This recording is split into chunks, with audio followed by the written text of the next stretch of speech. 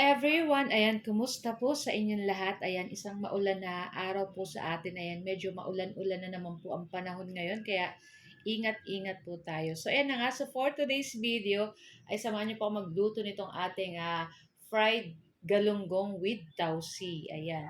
So, meron din po akong karne dito, sinasabawan, at lulutuin kong sinigang.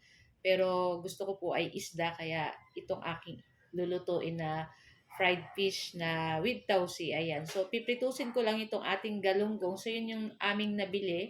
Kasi yan lang yung tindang available dun sa Talipapa. Saka mga tahong-tahong, dilis. So, siguro masarap nito guys kung mga yellowfin ang gagamitin natin. Yung malaman talaga, yung malalaki, yung paka-slice.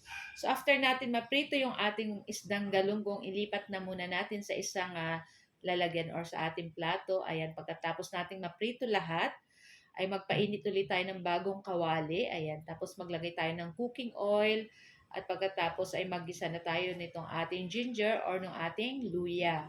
And then halu-haluin lang po natin iyan at hintayin natin lumabas yung aroma or yung bango nitong ating luya. Ayan, pagkatapos lumabas, ayan, pwede na rin natin pong isunod dyan yung ating bawang at yung ating sibuyas. Siyempre, halu-haluin po uli natin iyan at palabasin natin yung bango ng ating bawang at sibuyas. Ayan. Pag pinagsama-sama mo po yung tatlong iyan ay talagang napakabango po niyan pag ginigisa. Tapos syempre gagamit po tayo ng kamatis. Much better pong gamitin natin kamatis ay yung pulang-pula or yung hinog na. Ayan. Tapos pipisa-pisain lang po natin iyan hanggang lumabas yung katas ng ating kamatis. Tapos timplahan na natin guys ng asin para may lasa na. Tapos maglagay na rin tayo ng pamintang durog. Ayan. Tapos, halu-haluin lang po natin uli yan. So, mamaya maglalagay tayo pa ng sangkap na pampaalat. Lutuin lang po natin itong ating kamatis hanggang lumabas yung katas nito. So, hindi ko na guys tinanggal yung buto para yung katas niya nandun pa. Tapos, after nyan, ilagay na natin yung ating tausi or yung ating black beans. So, maalat po yan guys. Tinanggal ko lang yung sabaw niyan.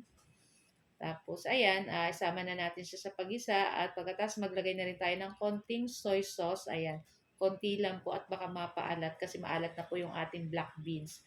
Tapos, naglagay rin ako ng oyster sauce, saka 1 teaspoon na sugar para may konting tamis-tamis at pang-balance na rin dun sa lasa nitong ating lulutuin na uh, fried galunggong with tausi.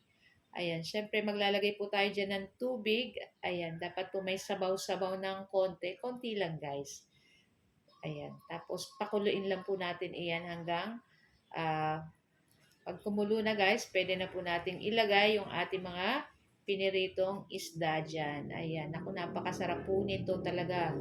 Tapos nilagyan ko pa ng isang siling pangsigang na may konting anghang. Ayan, pagkasarap. Talagang uulitin ko pa ito guys. So, ayan, after niya, naglagay tayo ng red bell pepper, saka yung ating siling pangsigang. Isang piraso lang. Tapos, ayan, luto na rin to guys. At pwede na rin natin itong i-transfer sa ating plato. At excited na rin po kami kumain itong ating napakasarap na fried galunggong with tausi. So guys, ayan, ito lang po ang aming video today at sana po ay nag-enjoy kayo. Huwag niyo po sanang kalimutan mag-like, comment at pa-share na rin po ng ating video. Huwag niyo na rin po sanang kalimutan mag-like at follow. So guys, thank you for watching. Bye! Ciao!